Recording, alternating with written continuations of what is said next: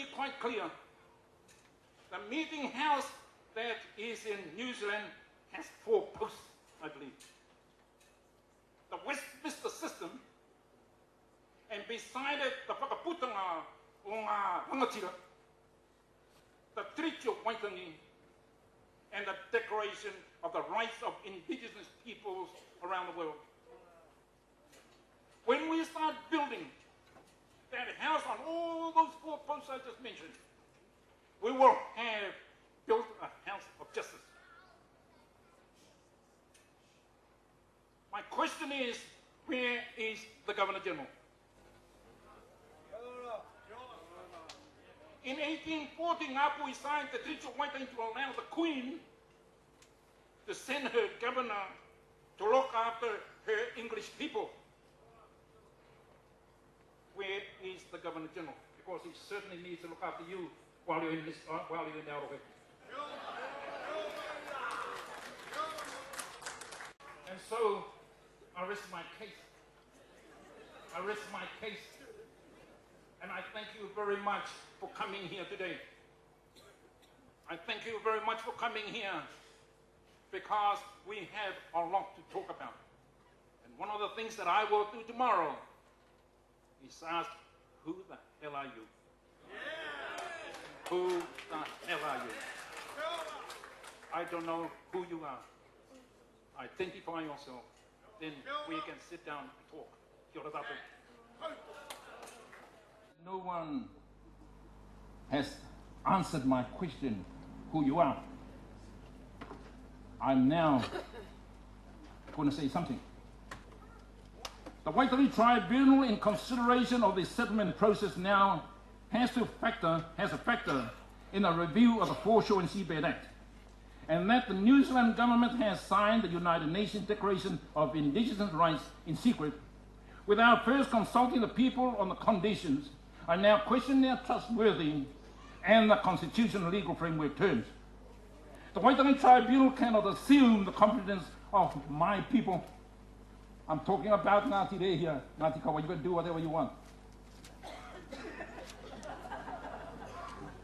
Unlike all others who have dealt with the Crown and the courts, which includes the Waitangi Tribunal and have accepted their decision, I, as a rangatira, I am 4th generation of Tareha,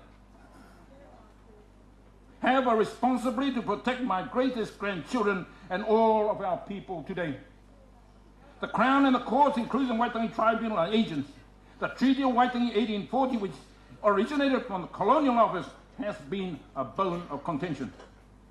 The reason that the Parliament, the courts and the New Zealand Police jurisdictional seal is not accepted here is because the only jurisdiction my people respect relates to the only New Zealand flag presented in 1835 and to the sovereign native chiefs and the whakaputanga Ngāpuhi.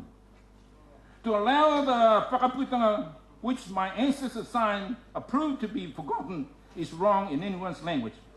Her Majesty Queen II sees King William V, and I too am in that very position to honour the 28th October 1835. The Governor General is the representative of Her Majesty Queen Elizabeth, and that's when I was talking about the Crown. Attached is a request previously made for a meeting with mentioned parties above the review, the repeal of the Foreshore and Seabed Act, in order to have an open discussion on these matters, until a meeting with the Governor General in his capacity representing the living, breathing soul of Her Majesty the Queen Elizabeth II, and not Her Majesty the Queen in right. In other words, the sovereign principle there is no reason that any chief need to deal with his agents. The Waitangi Tribunal is instructed to inform the following parties: the Prime Minister, the Attorney General, the Minister of Justice, Minister of Courts, and the Minister of Maori Affairs, that before matters can move ahead, a meeting with the Governor General and all above named members of government is required so that Her Majesty and the native chiefs are given the respect due to them.